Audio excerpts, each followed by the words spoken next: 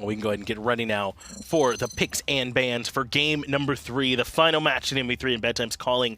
And like you said, Sustain is a good matchup into the King Arthur, so maybe Bedtime's Calling don't have to worry about it. But they are first pick. That means it's MV3 who are the ones who have to decide, do they want to let that King Arthur pick through, or are they going to ban it? What about this Freya that hasn't been getting much value? It's been Shibalanke. That has kind of been the thing of their nightmares, apparently, and they've been banning it, so very curious where they're going to go. I like the fact that Bedtime Calling is sticking to their guns by banning away the Jingwei all 3 games against Beast. They don't really want to have him play that god, and that's, even whether or not their first pick or second pick, that's something that they've been doing consistently. I am a little surprised that they haven't been adjusting the picks and bans to what position they are so much. It feels like whatever spot they're in, we don't want to play against this thing, so we won't play against this, kind of the way they're approaching it. As long as everyone's doing that, then I guess it's fine, right? But it does feel like maybe there's some room for these picks and bans to be a little bit more flexible to what the situation is. It definitely forces Beast to be a little bit more up in the wave. He can't really use that Jingwei passive now as a result, and that's something that I think Arya Cruz needs to have in that laning phase to be able to be that lane bully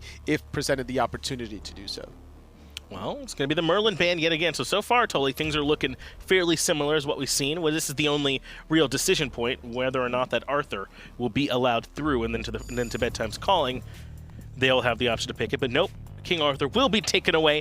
So now Bedtimes can go wherever they want. Fafnir, I think, was first picked for Bedtimes the last time they were Bedtime. We'll see if that's where they want to go yet again, or if they maybe want to go with something more aggressive. Maybe a Freya. You know, it wouldn't be a bad idea. Freya's good still, Tully. It's funny because Bedtime Calling actually banned that in the secondary phase in game number 1. That's crazy. But it's just not picking it up. Now, it is with the nerfs, but I still think Freya does quite a bit of damage at the end of the day. However, the Achilles worked out really well for Jox in that first game, and I think they're having some nightmares afterwards. So this is kind of like their third ban almost to an extent. Yes, it can feel that way. Take this one away from Jox and try and limit him to some degree. I think this is a good idea. Achilles also really strong in his own right. The Achilles can help you, but Guan Yu's a good answer. Push them right up out of that execute threshold, and all of a sudden the Fatal Strike not nearly as strong. So I don't mind this as a response. Especially if you're going for the meditation. I like the idea of the Guan Yu. There needs to be an aggressive jungler, though, to combat this Achilles. It's not going to be very easy. So far, 2 of the 3 frontliners have been selected for MV3, though.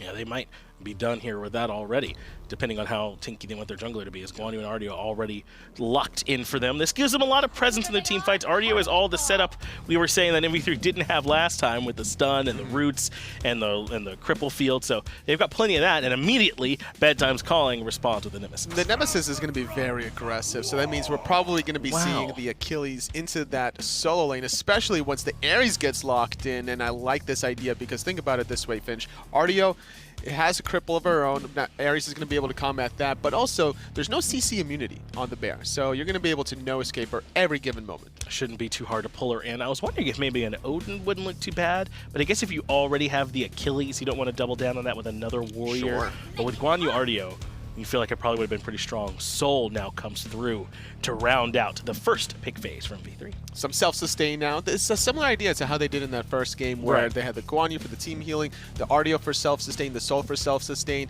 and we did mention how the Odin would have been a great pickup for Bedtime Calling, but already having 3 frontliners in this game, if you're going to flex a 4th frontliner, you're not leaving yourself too many backline options to play hard carry. Yeah, I think at this point they just can't do it. So now if you're MV3, no reason not to double down, right? Since you don't have to worry about it so much. I guess maybe someone like a Circuit could still punish it, but they're certainly less worried. There's that actual Whirlpool you were mentioning, Poseidon, banned away, as Ao Kuang banned out on the other side. And this is reminiscent of it. They could still pick the Uller they had in Game 1. Obviously not the Achilles anymore, that's been taken by Bedtime's Calling, but they can do everything else except from that Achilles in this draft. Yeah, I would have loved the Uller specifically for Bedtime Calling, or sorry, for MV3 in this game, because they just need a little bit more hyper carry damage. Like, they need something outside of the ability damage. I'm expecting maybe the Soul to still go in the dual lane. We have seen opportunities where there's a physical hunter in the dual lane and the magical hunter in the mid lane, but in this game particularly, you're going to need more pushing power than a Soul. Cuckoo Clown is banned away as well, so you're not going to have that. I would love to actually see a Morrigan just to be hyper aggressive. Morrigan could certainly be interesting here. Some good transformation targets for her here already, but the Cuckoo Khan getting some respect after the play they saw in that last game. You know, those tornadoes are strong, so get him out of there. Especially when you have Guan Yu and Artio wanting to dive the backline. You don't want to have to dive into the tornadoes, especially with how tight some of the corridors are in the jungle. Those tornadoes just cover so much space. You can't forget about the Spirit of the Nine Winds just ripping through those corridors as well. Uller band coming out, so looks like MV3 will have to go back to the drawing board. They already had to find something new for Jox. They'll now have to find something new for Jose Rayito as well, unless they want to swap that soul over from Ohai's Beast where it was last time, which is certainly still an option. If they do still want to go with someone who can kind of fill that ability area and do some auto attackings, is there anyone in particular you want to see? I know you said you want a hyper carry, maybe just to move away from that in general. It's Raijin, so I guess it will be Raijin, and they'll just let Soul be the hunter this time. I mean, if they did want like a physical hunter in that mid position, you're looking at Neath, Uller, Neath would be nice, yeah. Chiron. Like those are your 3 go-tos. The Musin Cobb is up there as well. Sure. Long time ago, Artemis used to be played in that mid role for ability purposes, but I think at the end of the day, much safer is the Raijin. But now with the Soul and a Raijin, where is your physical hyper carry damage coming from? Something out of the jungle needs to fill that role. I'm looking at Kali in particular. She'd be nice here. An auto attacker like that could certainly fill that void. I don't think Bakasura has been taken off the board just yet either. Certainly something like that could be nice as the double hunter comes in right at the last second for Bedtime's Calling. So it's Artemis and Hachiman. Totally, maybe it is the Artemis mid. He called in the wrong spot, perhaps. Maybe. I doubt it, but maybe there's a chance. This would be interesting, actually. Hachiman mid is not too bad either. And probably better. In a world where Ares is going to be rotating a lot in the mid lane, I would probably rather have the Artemis, but Hachiman is just safer. Right? He is. So covering so much distance, it depends where you want to have the action. If you want to have the action in the mid lane, and you want to just passively farm, maybe leave your Hachiman there because he's super safe. Right. That might be the call. Got some MP5 too. That certainly doesn't hurt as Pele rounds out the draft for MV3. So there's your aggressive jungler for physical damage you were asking for. But will it be enough for Bedtime's Calling up against Maverick? Let's move into Game 3. Game 3 on the way. A nice little rubber match here as MV3 takes Bedtime's Calling is the one bringing us to a Game 3. MV3 taking game number 1. One of the bigger things that was the problem for Mavericks, I think, in Game 2 was lack of early game jungle, and I think we fixed that. Yeah, Pele definitely a much better pre-5 god than the Bakasura. I like this pickup for Jox, and I just don't love the draft here for Bedtime's Calling, Tom. I mean, the Nemesis was good for Sarpei, but it was slow to get started. Double Hunter, slow to get started. This Ares pick can fall behind early and start getting punished pretty easily. I don't know. I think that MV3's got a really good opportunity to pressure out the opposition and get an early lead, just like they did in Game 1, where they looked really dominant. Bedtime Calling here just going to go for the red buff, and we'll see MV3 try to punish them for it. Here's the fight afterwards, and a couple of chains and a couple of flames. Well, no flames, just level 1. But we'll see how this kind of works out. MV3 just pushing players off of the buff, but more importantly, off of the wave. Exactly, that's the more important thing. MV3 already got a mid-wave or left side wave, whereas Bedtime's Calling went and started red buff, so they haven't gotten a single bit of wave XP quite yet.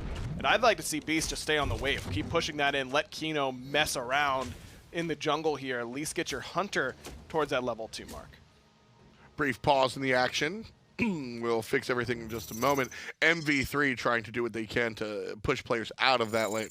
Exactly, and that's what you want to do with a low pressure on the other side, like Artemis Ares. They just don't clear the wave particularly well. And like I said, this is a low pressure composition from Bedtime's Calling, where Maverick, the only reason they looked any good in Game 1, by my estimation, was because of how much pressure they got in all their lanes. So this is high risk. I mean, if they don't fall behind early and they can stay even or even get ahead, then I think Bedtime's Calling will be able to end this game very easily. But if that doesn't happen, then it might be the other way around for MV3. Got to see a lot out of Jox, particularly on that Pele. I think he's going to be the one that can deliver this early in the mid-game. That's what we saw on the Achilles in game number 1. Yep. So I think that if you're really trying to find the victory here for Maverick, it's got to come by way of Jox. Maybe he doesn't have to be the one with all of the kills, but he has to be facilitating his team for sure. And Jose Rayito in the mid lane, hopefully can get a better lane going this time around. Last game where he goes the Uller up against the Kukulkan, Khan, just loses a lot of pressure, falls behind an XP, and that's not what you want. Raijin, much more effective from behind, still is going to provide AoE, still going to have decent control with Taiko drums. Raijin can still do a decent amount from behind and stay safe in comparison to the Uller, whereas in the last game, that wasn't really an option for Jose. We'll see how it turns around. He's playing a mage, and that's a very different style of play as well. Yeah. I mean, going from the Uller 2 games in a row to the Raijin, you got to really wake up.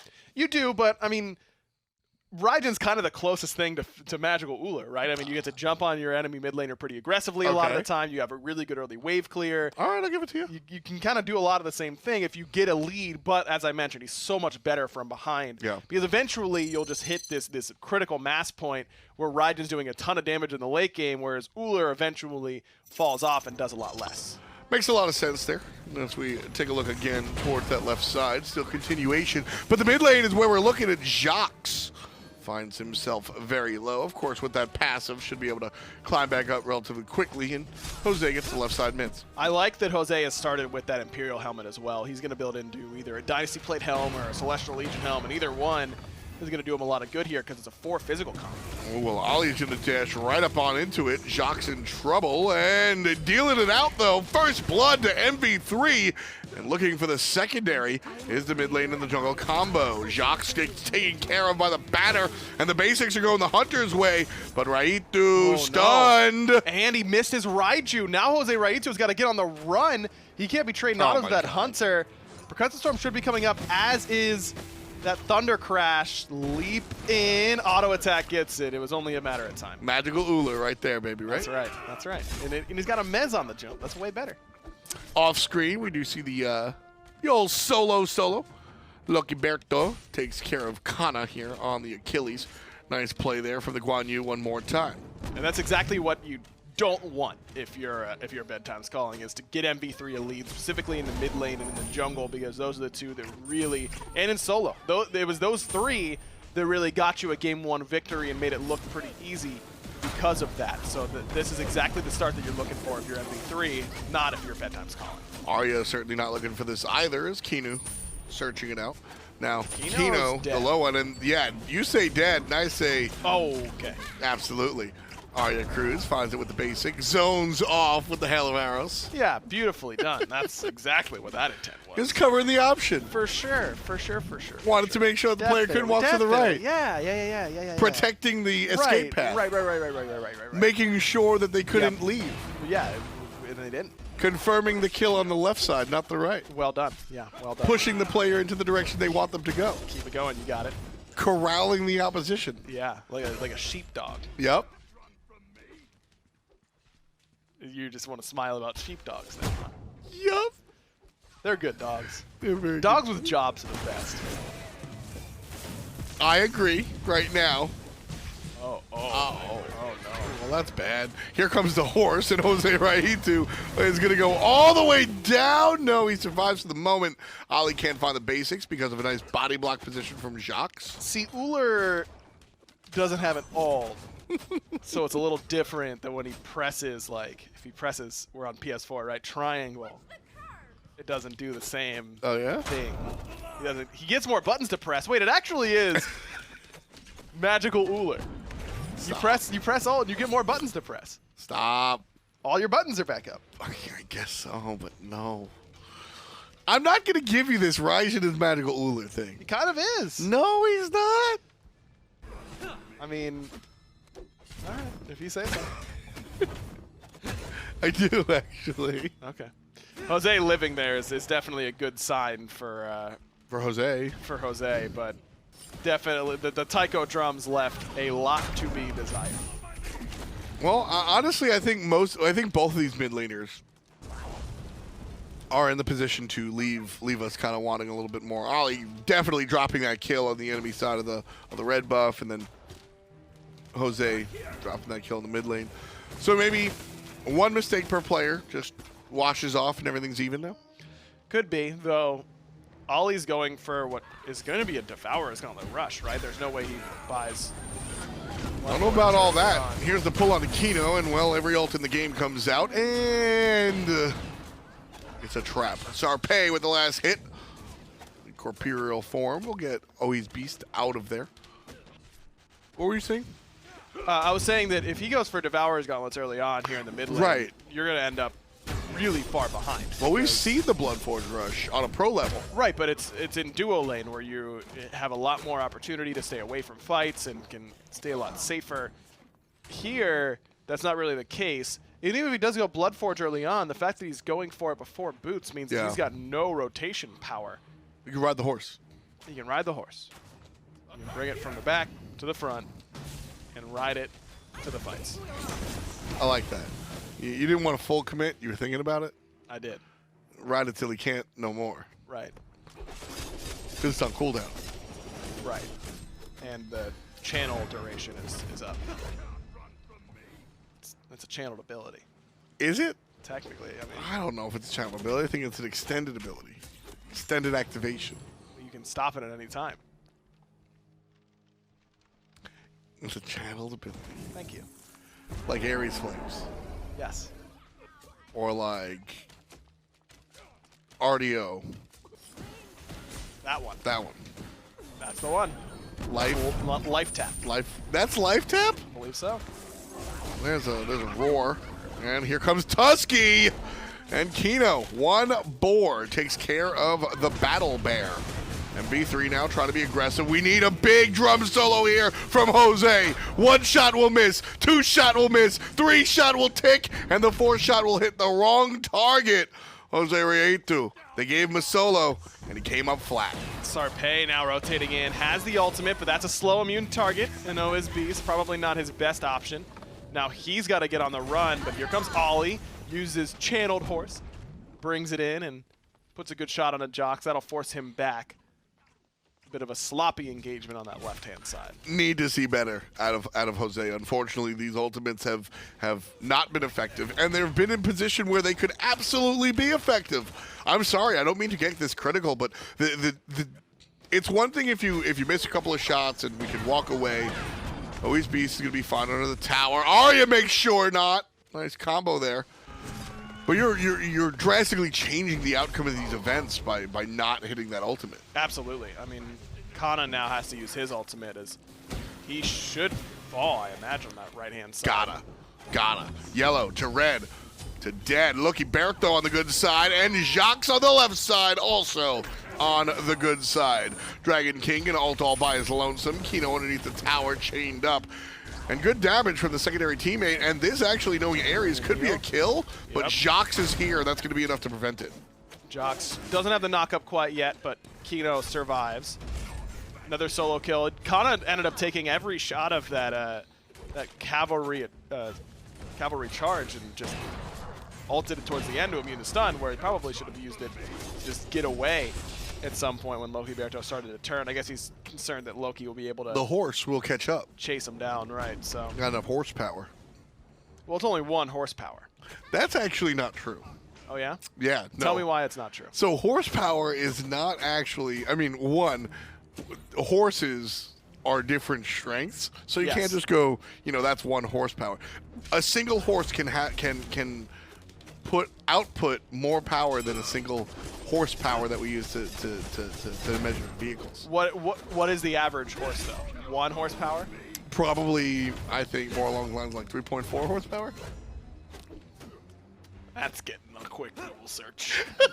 No way you're not getting away with that. Can we shut the internet off? No, wait, that would shut the stream off. Yeah, we don't want that. I actually don't know the average horsepower of a horse. But right now, Lucky Berto trying to bring out all that horsepower. Finds a stun underneath the tower. Didn't get the message that Jacques wasn't going to follow. That looked... Got to fix that. You got to talk to your teammates. That was not a good team. Oh, okay. 1 horsepower is equal... It's a common misconception that 1 horsepower is equal to the peak power production of 1 horse. A 1 horse is actually capable of a maximum of around 14.9 horsepower. 14. But not for a long period of time. Right, You could have bursts of 14.9 horsepower. I believe that. I believe that. So 3.7 is more like a trot. Yeah. A canter, if you will. And for humans, when considering human-powered equipment, a healthy human can produce about 1.2 horsepower. How much horsepower do you think you got, Ryan? Me, if that's a healthy human, I would not describe myself as healthy currently. I would say I'm giving out 0.8 horsepower at max. 0.8 horsepower at max? Yeah. That's not too bad. That's not bad. I'm not mad about that. And it's funny, I think Bedtime's calling. Have something on the menu. The Gold Fury is here, and MV3 are going to force him to leash it. The chains are good onto Jose Raito, and here comes Ali from the back to the front, but he's going to be right in front of the concert. He gets hit by the drums here. Ali, good Still control. up. Jacques, though, is the first one to answer. Sarpei with a kill. Sarpei really able to stay in the middle of this team fight. Still has his ultimate and should have Blink up. Just has to get out of combat damage. Jose no leap. Kino there, Blink. puppy guarding his mid laner. But here comes Arya Cruz. Oh, and no! Arya Cruz gets cut down. Sarpei is next. No! I loved the idea. I'm gonna make you guys look at me. Surprise! Here's my, you know, look at my right hand. Here's my level 10 Artemis with no ult and 8 Devo glove stacks. Listen, there was a spot for that to be an attractive play, and I liked the thought process. Sure. Don't laugh at my play-by-play while I'm doing it, by the way. Well, no, I was laughing because you got mad at yourself, and that's why I started laughing. I would never intentionally do that to mess you up. I would definitely do that. I did not do it this time. Kinda wishing he had a teammate as he gets 4-man dove on his tier 2 tower. F-Dot wishing he has a teammate as he trips over his words by the tier 2 tower. Hey, man.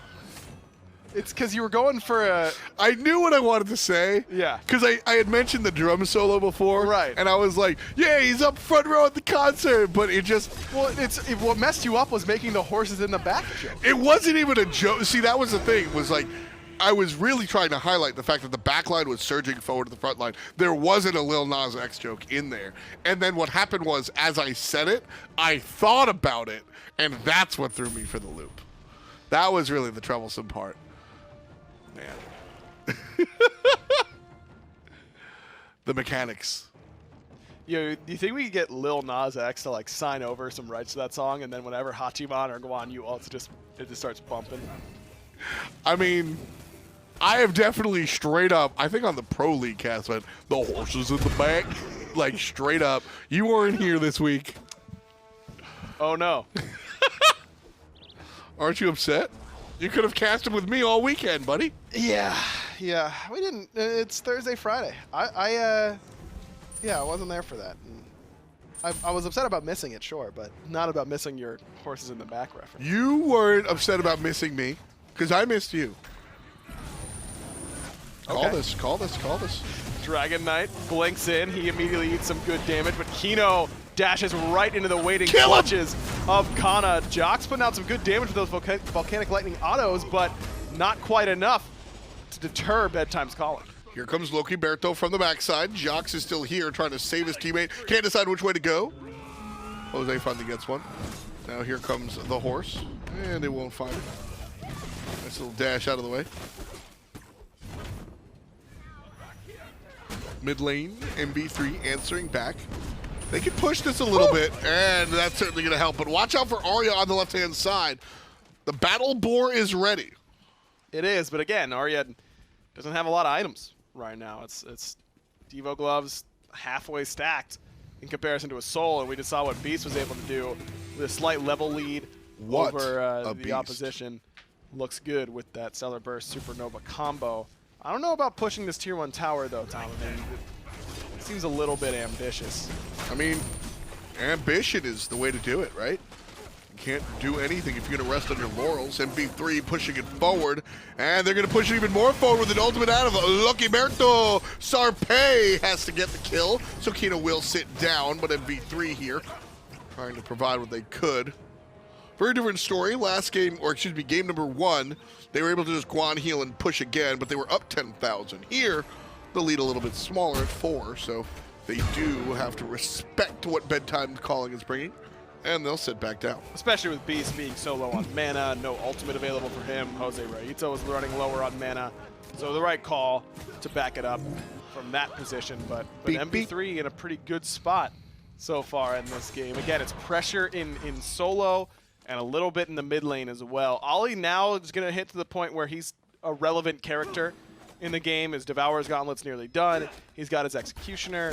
He's going to be providing a decent amount, but I still think that this Hachiman mid hasn't done a whole lot for me so far. Yeah, I agree. The Hachiman mid, I think the goal was to do what the Ullr did last time, but just didn't really provide that. 14 to 12, those are our levels as far as the aggressor and the aggressee. Yeah, no pull. Jose just slams the ult. I don't really know if he needs to bring the quads out, but now with that on cooldown, the Gold Fury started, but Bedtime's Calling could definitely be a little aggressive here, especially with that battle board just coming up. Arya Cruz certainly should just go forward and unleash it. Teammates around the backside. Leashed is the gold. Here comes Sarpei looking at Jose. Now Sarpei's going to be isolated. Ali on the backside. Kino gets one as well. But Arya Cruz answers back too little, too late. And he goes down. And the Gold Fury is going to be attacked. And MV3 on top. Loki Berto just gets there way earlier than Kana. Kana never even starts to rotate over. This lead for Guan Yu, this was a problem. Yeah. For Bedtime's Calling game 1, it seems to be a problem here again in game 2. And this double auto attack composition, it's really hard to build anti-heal effectively. Sarpei has the Brawler's Beat Stick early. It's the right call. And he does what he can, but that's very little in the way of overall anti-heal. No Pestilence even being worked on by Kana or the Dragon King. Stuck in the shop. Absolutely. What's going on? 100% stuck. I call that window shop. Yeah. When you just got you can't get it off your screen. This tier 2 might end up going down here too. I mean, Might. Soul, yeah, alongside Jox is definitely enough to take it down. That's a huge swing in MV3's favor to get Gold Fury and a tier 1 and tier 2 tower Woof. on the left-hand side. You know, one thing I really love about this Guan is that one of the bigger things I like to see at a top level or a near top level is not that. It is the ability to change, particularly your build, given the situation. Sure. Loki got ahead, but was still largely a defensive character in game number 1 and built the breastplate into a Genji's, into an Oni guard, but was very, very, very defensive. Here, he's got 3 kills. He's highest on the player damage, and so he goes into the Blackthorn and the Void Shield, understanding his role in the game. As a solo laner and a jungler, your role will likely change based on the variables and how the game is going. And Loki Berto is a much more aggressive character on this map than he was in game number 1, and has altered his build because of it. And I like that play. It's also because it's 4 physical on the side of Bedtime's Calling, and the only magical is an Ares. So actually, you don't that have might to, be the bigger thing. You don't have to respect that magical damage at all if you're Loki Berto. So yeah, build the Void Shield, build a Mystical Mail. Yeah. At this point, it doesn't matter. You just stack that physical defense all the way up and make it so that you're doing basically true damage. Well, here comes the horse. And Sarpei goes down nice and easy. Dragon King in trouble. And he'll be put down.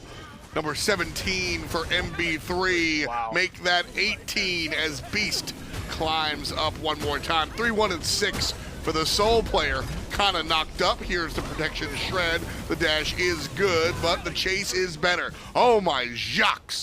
Puts number 19 up. And there's our Pushing the left side. This is going to be a Phoenix at mid. Look, I don't say it this plainly that often, but this comp is just bad. I agree. Bedtime's I Calling, agree. and they're going to lose because of it. They might lose right here because Oh yeah? Oh yeah? Oh yeah? MV3 walking right on in. 19.5 on the clock, half on the Titan so far. Bedtime's Calling is going to push them out. The defense is good. Dragon King with the pull, and MV3 not choosing to respond in kind. And this retreat is the right call. Nice heal from Loki Berto. But tricked I was. Good attempt by MV3. They lose nothing for going Yeah. in like that. I mean, I guess they lost Beast's purification beads, but Go for it every time. if that baits Bedtime's Calling into fighting you on Fire Giant, that's a good thing at this point. MV3 should be taking every fight under the sun from this sort of position. 20 minutes, 10k gold lead, and you can just stack all the physical defense. That's the thing. It isn't getting any better, right, for Bedtime's Calling. These double hunters, you would normally think, oh, they'll get to late game, they'll do a lot. They Nope. probably won't. Loki Berto's going to build Midgardian Mail. You don't get to auto-attack him anymore. Kino can do the same thing. The fact that Kino has a Gauntlet of Thebes and a Heartward Amulet means that he really wasn't paying attention in school, because those are magical prot auras for your team, and those just don't do a lot for you. It's true. Sarpay just getting drummed on.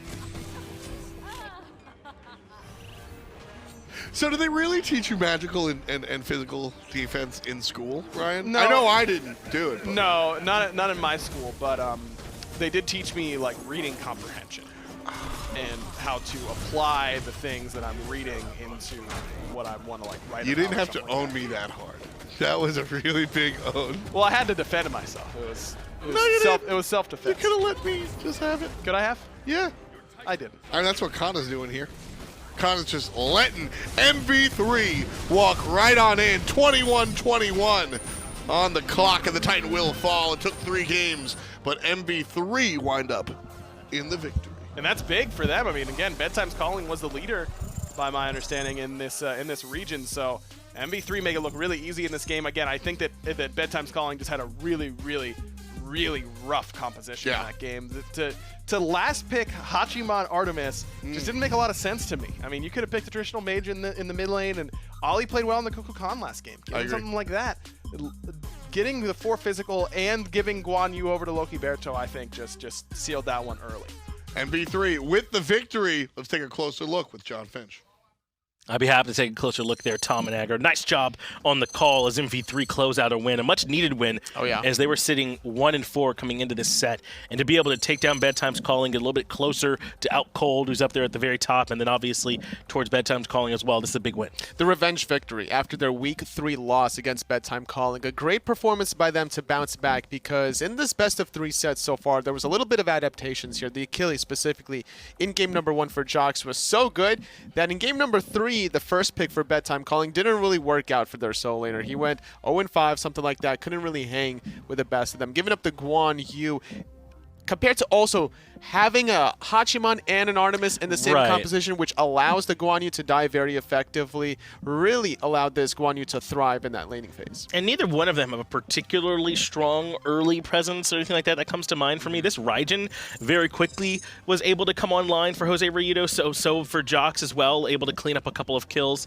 Not, particularly out there in terms of damage, but he was the one confirming a lot of the damage that Jose was putting out in some of these engagements, and Ohai's Beast as well. So a good job on the cleanup factor, but I think you were right to hone in, Toli, on this Guan Yu.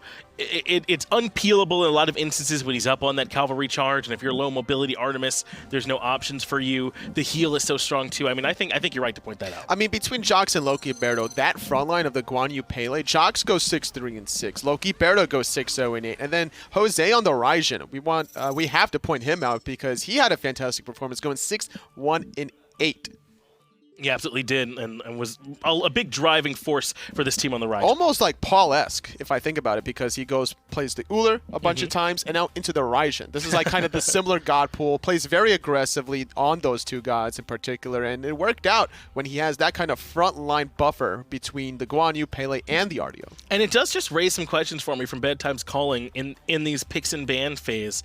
Now, I do want to make sure we point out, they were playing with a different support than who they normally were playing with. So I don't know how much of that factors in, if there's a lot of maybe shot calling or even picks and bans presence that they normally have and that they didn't have here in this situation, then that's certainly understandable. But it did seem a bit off for me this time, the picks and bans for Bedtime's Calling, and maybe that's one area they can try and clean up going forward. It's going to be harder now to catch up to that number 1 spot in the standings, because sitting at 3-3 now as we're closing up week number 5 for the European PlayStation League, it's just going to be a tall hill to climb, or week 6 rather. Yeah, it's not going to be easy to catch all the way back up, but we still have plenty more action coming y'all's way. I believe we'll be checking in with Xbox EU in just a moment to go ahead and refill some chips, get some drinks, whatever it is you need, maybe change the laundry around. I don't know what's going on. Get right back here, though, for some more SCL.